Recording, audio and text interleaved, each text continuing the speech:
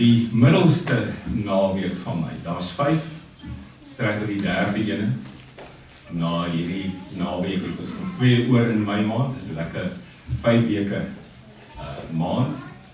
En ja, vandag is die eerste Sondag na Donderdag wat Hemelvaart was. So ons maak so 'n bietjie vas ook nog vandag, want volgende Sondag is Pinkster, die uitstorting van die Heilige Gees. En ek wil hê voordat ons gereed is om dit te vier, moet daar net eers weer iets vasgemaak word wat as basis dien om werklik Pinkster te kan vier. Welkom aan almal vandag. Dit is 'n voorreg om by julle te wees. Kom ons sing 'n toetrede lied om ons erediens in te lei. Dis gesing die blydspreekers maak snaakse geluide.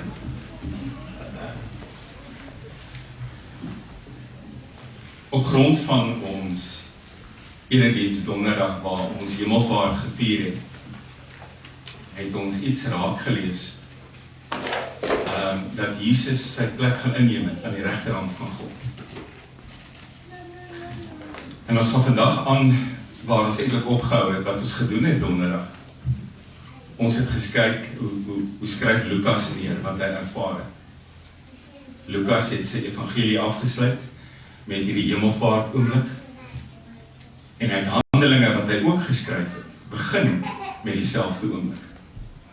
So as jy omvattend wil kyk wat Lukas beleef het, deur dit ook ander mense so goed bestudeer het, wat 'n inligting hy gekry het, en hy voeg het saam, lees Lukas 24 en Handelinge 1, en jy kry 'n baie mooi idee van daai Hemelvaart oomblik.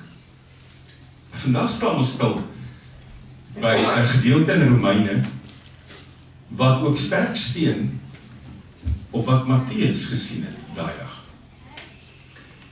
Matteus 28 staan daar geskryf dat daar dieselfde Hemelvaart oomblik, dat Jesus voordat hy opgevaar het iets gesê het. Hy het gesê, aan my behoort alle mag in die hemel en op die aarde. Gaan dan nou en maak van alle mense my disippels, doop hulle in die naam van die Vader en die Seun en die Heilige Gees, en leer hulle om alles te onderhou wat ek vir julle gegee het.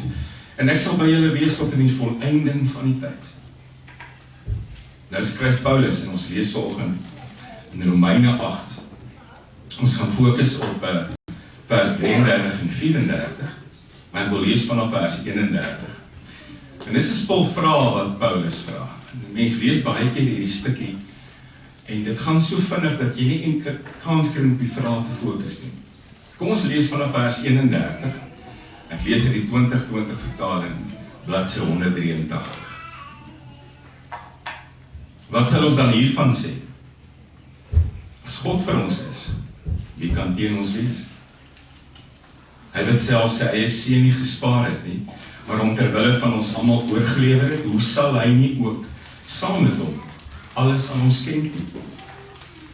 Wie sal die uitverkorenes van God aankla? God is die een wat vryspreek. Wie sal ons veroordeel? Dit is Christus Jesus wat gesterf het, meer nog, wat opgewek is, wat ook aan die regterhand van God sit, en wat vir ons intree. Wat sal ons van die liefde van Christus skei? Swaarkry of benoudheid, of vervolging of honger of naaktheid, of gespaar of swaard? Soos daar geskryf staan, terwille van U word ons die hele tyd aan die dood uitgelewer, word ons as slagskape beskou.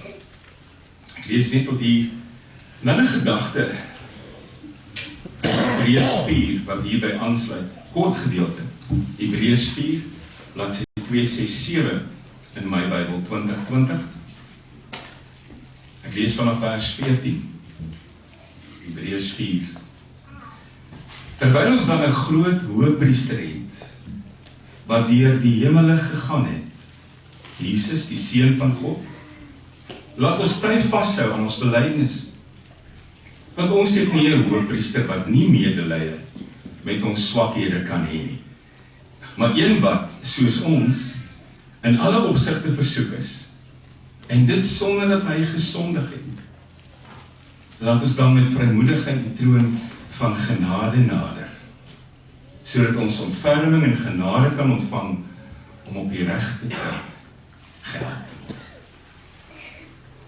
Ons lees nie tot hier geliefdes. Ek wil graag saam met jou stil word, voordat ons luister na die woord van die Here. Kom ons sluit ons oë.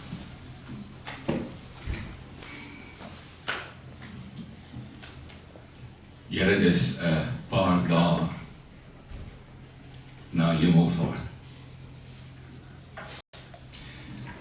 En miskien was Donderdag so besig, Here, dat ek nie heeltemal hierdie dag kon vier nie.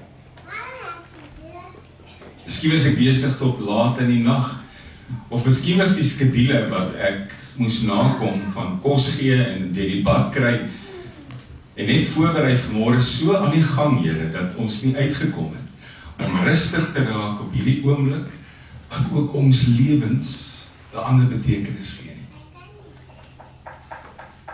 Daarom wil ek vandag weer stil staan. Ek wil hierdie goed in my hart kom vasmaak, Here, sodat ek gereed is om volgende week Pinkster te vier.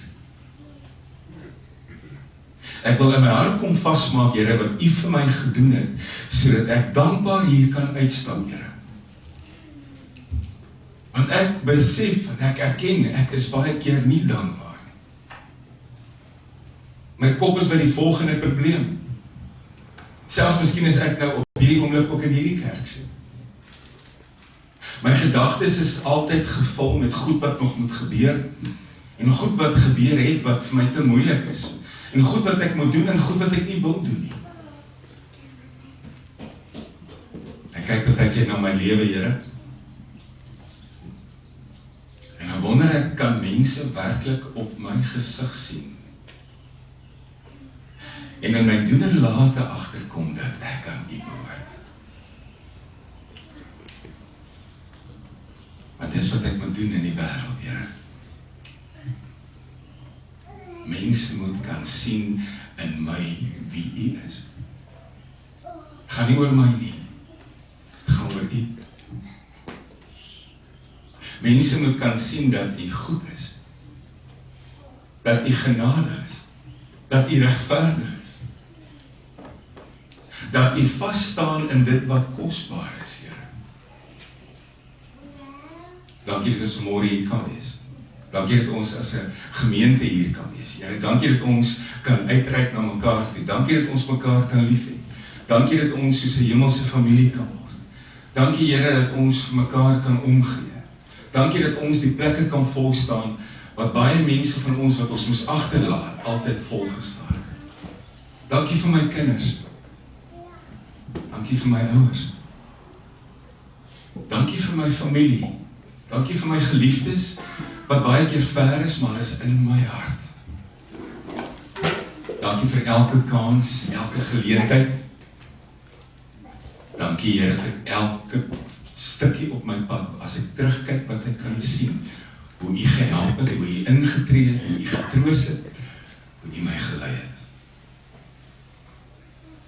Gebruik nou ook hierdie paar minute, soos hier sit, sodat ek werklik kan luister, want Here, ek wil dankbaar leef, ek wil getroos leef, ek wil duidelik sigbaar leef. Alles vra ons nou in U naam alleen. Amen. Dis juist, dat die Here goed is, dat jy beskielik van die liedjie af verdwyn het, maar ons het dit gesing. Jy het dit gehoor en jy het dit gesing. Jy kry te doen met 'n groep mense, wie se status oornag verander het. Die ene oomblik was hulle gewone mense. En die volgende oomblik, God se mense. Die ene oomblik nog 'n groep gewone mense wat worstel met elke dag dinge, en net wat verstrengel het. 'n vissersbootjie wat inkom en 'n spul wat wonder, hoekom is vandag se vangs nie so goed soos gister se nie. 'n Ou wat in 'n tolhokkie sit, en mense se geld vat wat hulle nie het nie. En die volgende oomblik, kry hulle te doen met hierdie vreemde rabbi van Nazareth. En word hulle van gewone sterflinge 'n nuwe status gegee. Disciples. Disciple wat beteken leerling, volgeling. Disippels wat gaan loop in groot spore wat voor hulle uitgaan. Dan sien hy kies die pad, hy kies die rigting, hy kies die nuwe hoofstuk. Al wat jy doen as disipel, jy stap saam. Want die rabbi weet beter. En dis 'n statusverandering wat hulle hele lewe raak.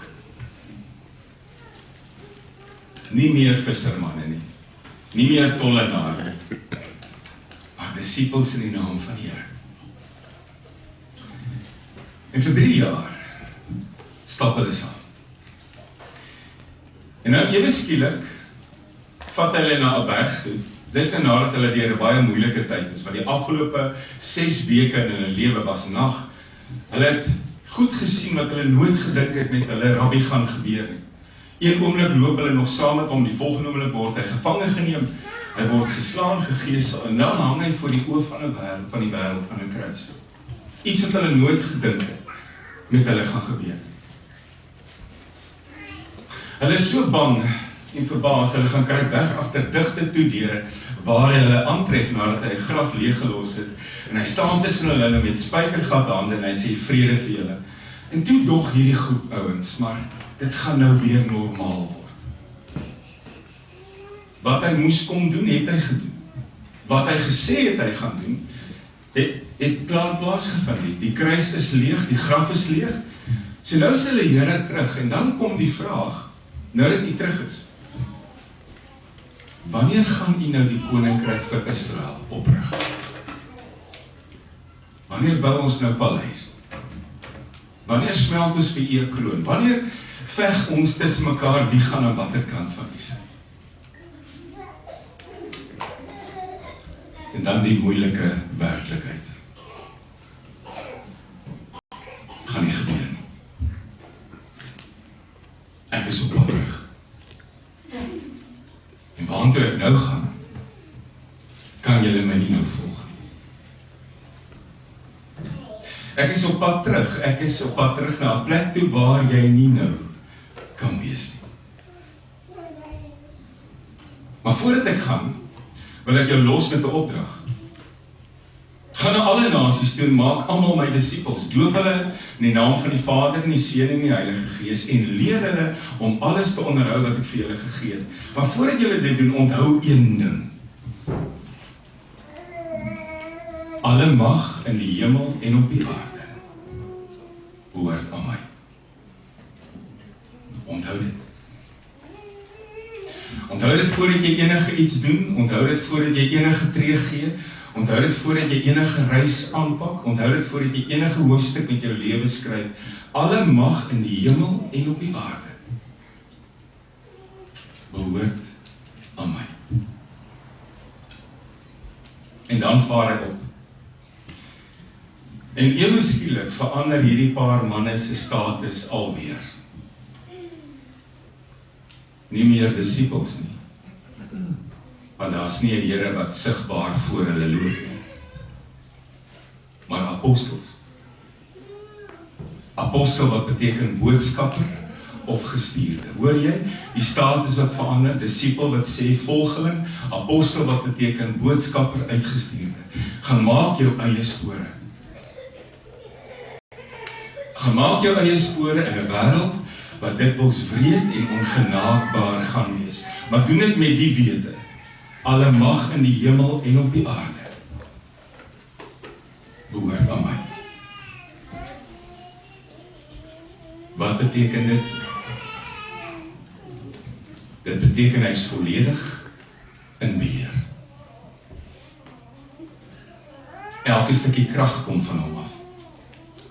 Elke stukkie hoop kom van hom af. Hy kan siekes genees. Hy kan hoop gee waar jy hoop verloor het. Hy kan dinge laat werk waar jy gedink het, niks is moontlik nie. En daarom so 25 jaar later, 57 na Christus, skryf Paulus dieselfde gedagte in hierdie brief in Romeine 8. Nou wil ek sê, intussen was 25 jaar verby. Dit was nie altyd 'n maklike pad vir die ouens wat toe moes gaan loop. Was nie altyd maklik wat hulle moes verduur en maklik wat hulle moes doen. waar hulle nuwe voetspore lê nie. Dit was baie keer baie moeilik. En nou skryf Paulus vir Romeine 8, hoekom? Maar mense vergeet. Mense kyk baie keer so vas teen die goeders wat erg is en wat skeef loop, dat hulle vergeet wat binne in hulle lê. Mense vergeet waar die krag vandaan kom, om die een se naam groot te maak, wie se naam op hulle lippe en in hulle harte leef. En omdat ons vergeet, vra Paulus 'n paar vrae. Ons gaan vandag by 2 stil staan, ons los die laaste een vir volgende Sondag. Wat is die eerste vraag? Wie kan die uitverkorenes van God aankla? Hoekom vra jy die vraag? Want jy sien, daar was een wat altyd lief was om mense aan te kla by God. Een spesifieke een. Een wat altyd probeer het, en een wat steeds probeer. Een wie se naam met 'n S en 'n D en 'n B begin, maak nie saak hoe jy hom noem nie, Satan, duiwel of bose. Een wie se aard en karakter dit is, om voortdurend dit te doen. Nou wanneer jy van die Satan in die Bybel lees, dan kom jy 'n paar eienskappe van hom agter. Aanhitser, molesmaker,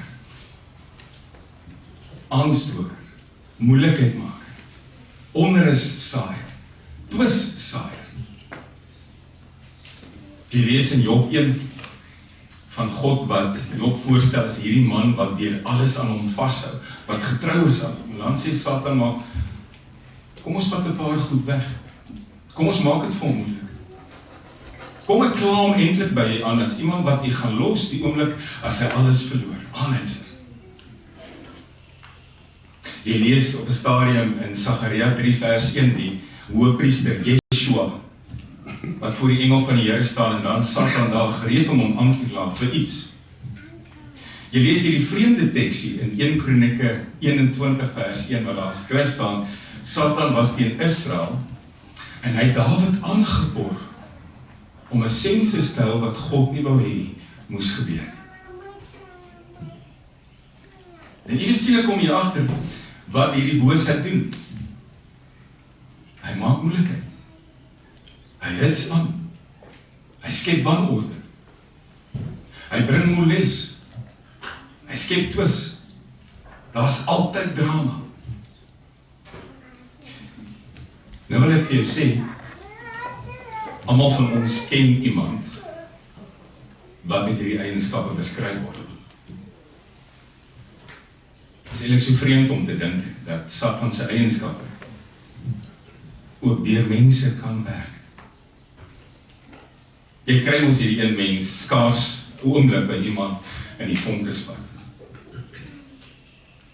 Dit is baie keer dalk tyd om 'n bietjie na jouself te kyk en te wonder wat van Satan openbaar ek terwyl ek probeer om die Here te openbaar. En dis wat Satan voortdurend gedoen het.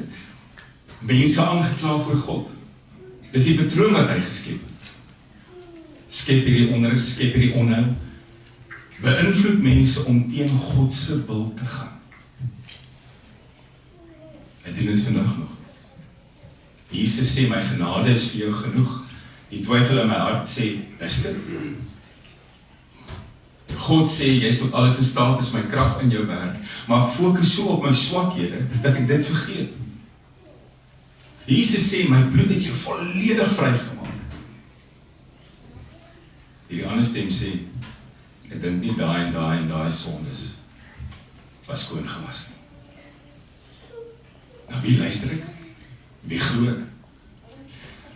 Maar dan gebeur daar iets met hierdie groot aanklaer. En 'n mens lees dit in Openbaring 12. Openbaring 12 vers 9 tot 10. Daar staan geskryf, op 'n stadium word hierdie ou draak, die slang van ouds, Satan of die duiwel, die Openbaring 12 maak seker, jy ken al sy name, word toe uit die hemel gegooi met al sy trabante, al sy engele. Hoekom? Want die gesalfde van God het opgedraag.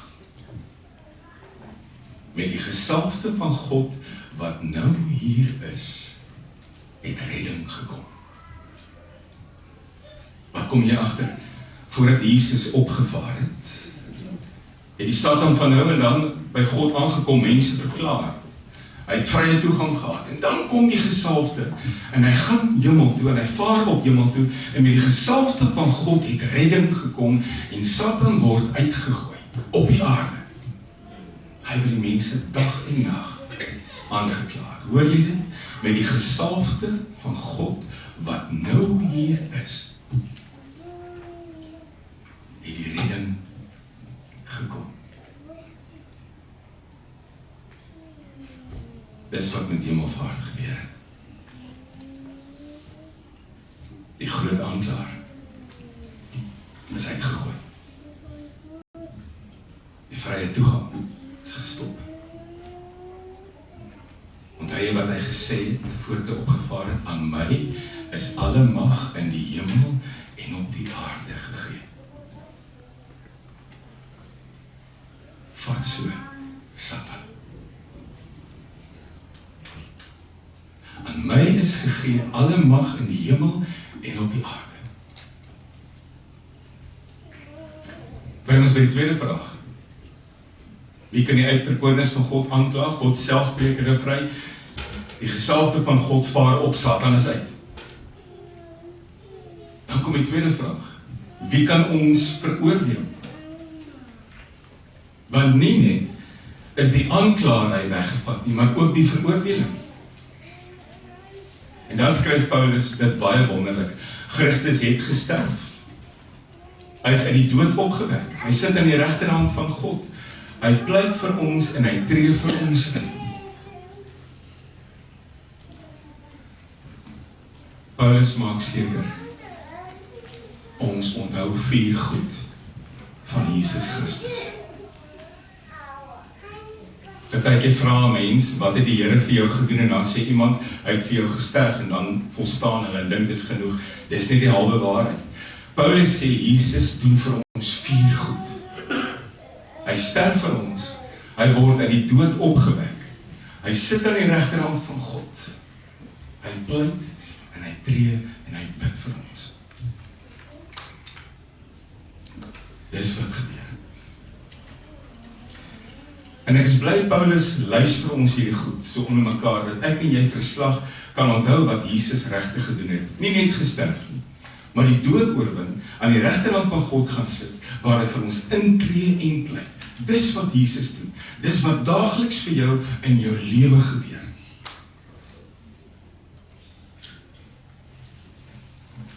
Kom ons begin met die eerste ding.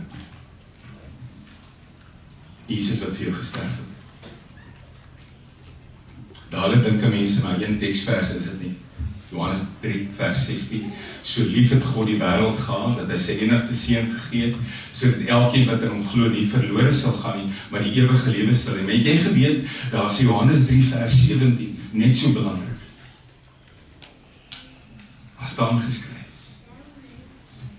God het sy seun nie na die wêreld toe gestuur om die wêreld te oordeel nie, maar om die wêreld te verlos. God het sy seun na die wêreld toe gestuur, nie om die wêreld te veroordeel nie, maar sodat die wêreld deur hom verlos kon word. Baie keer sê ons, net God kan oordeel. En ons sê dit terwyl ons met die oordeelsklip in ons hand staan. Ek gaan probeer om dit nie te doen nie, net God kan oordeel, maar God sal seker verstaan, omdat hy kan oordeel, sal hy hierdie keer wat ek hierdie oordeel wil doen, seker kan oorsien. Hierdie vers gryp daai klip met jou hart uit. Want het God die wêreld geoordeel, was daar nie 'n kruis nie. Het God die wêreld geoordeel, was daar nie 'n verlosser aan daai kruis nie. Het God die wêreld geoordeel, was daar nie iemand wat vir 6 ure lang te moeilik was om na te kyk nie. Het God die wêreld geoordeel, was daar nie 'n leë graf nie.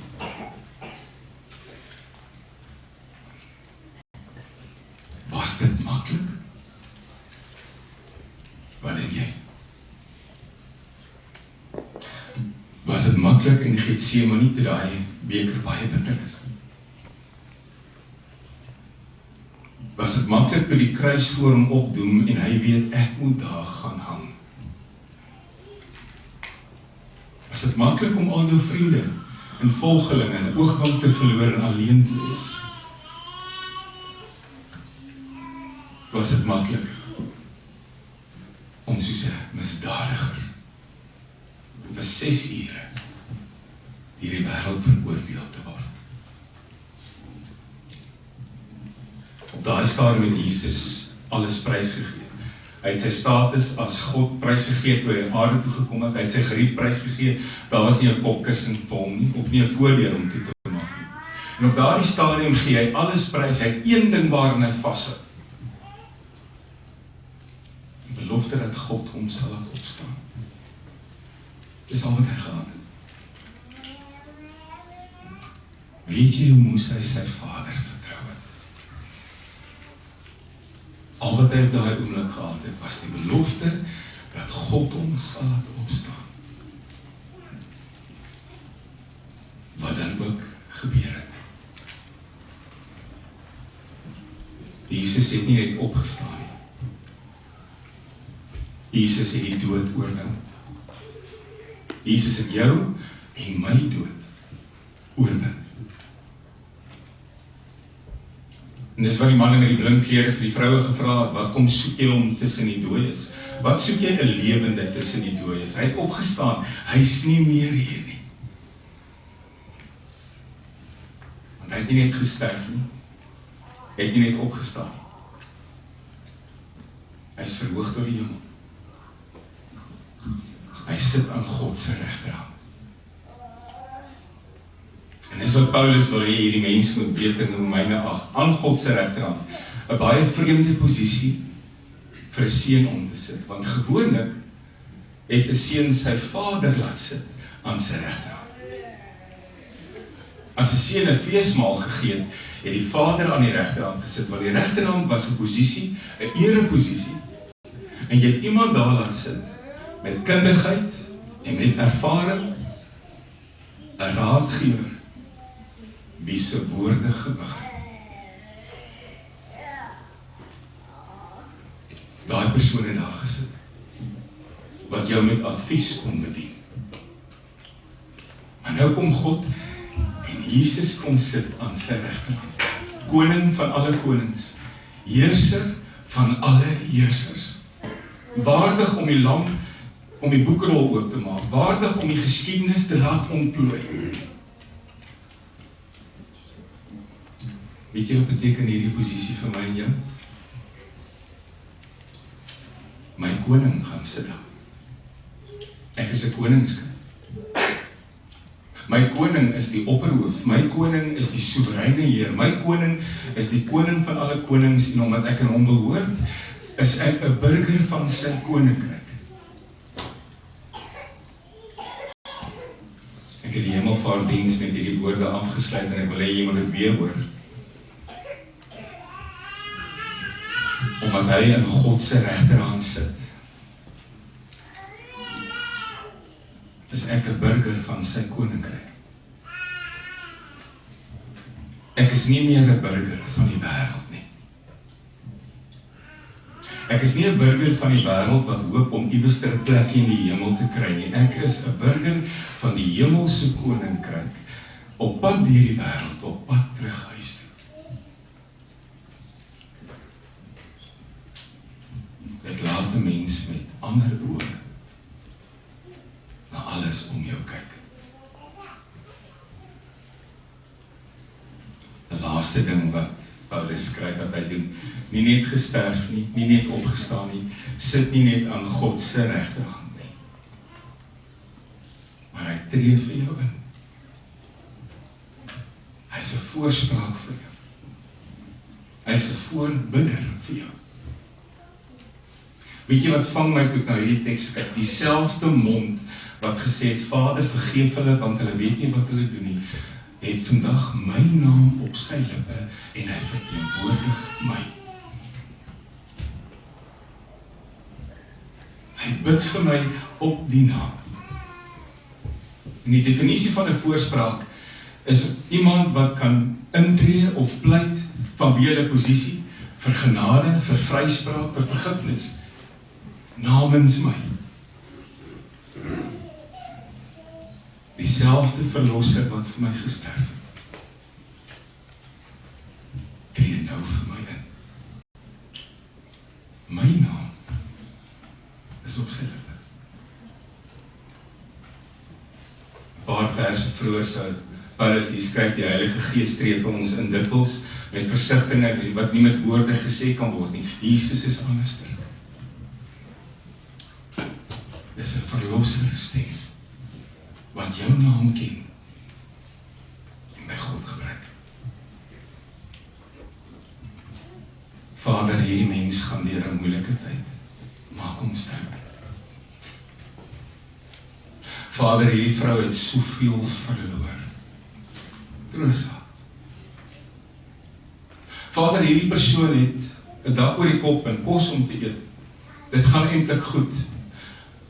Maar hulle lewens voel so leeg en doelloos. Vul dit asseblief. Daagliks. Vir my en jou.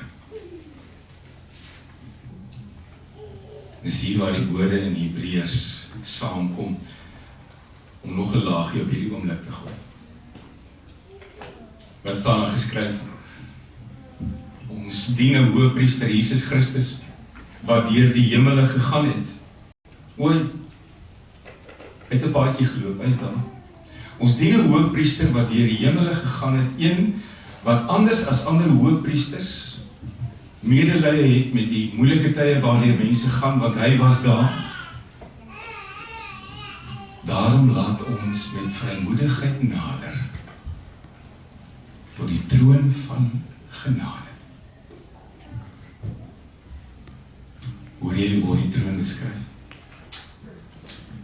God se troon word ewe skielik die troon van genade. Want die hoëpriester is daar. 'n hoëpriester het in die Ou Testamentiese tyd altyd die volk by God verteenwoordig.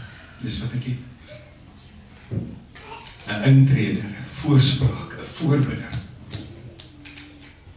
En kan jy nou weer hoor, toe Jesus gesê het, alle mag in die hemel en die aarde is aan my, behoort aan my, nie net word Satan uitgegooi nie, maar God se troon word die troon van genade.